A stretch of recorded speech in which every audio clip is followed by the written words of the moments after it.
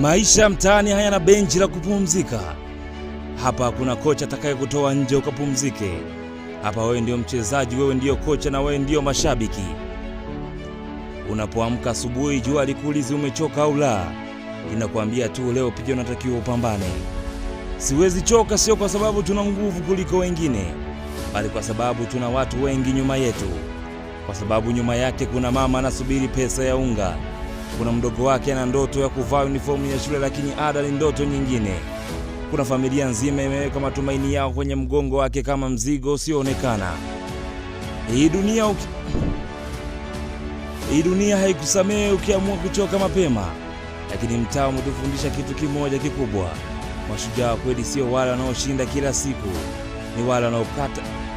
Mashujaa wa kweli sio wale wanaoshinda kila siku, ni wale wanaokataa kukata tamaa kila siku.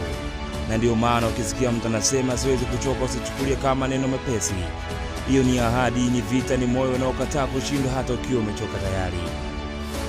Mwisho wa siku kila mtu ataelewa mapambano yako, lakini wale walioko nyuma yako wanaokuangalia kama tumaini lao, hao ndio sababu ya wewe kuamka kesho na kusema tena siwezi choka, bado wananihitaji mimi.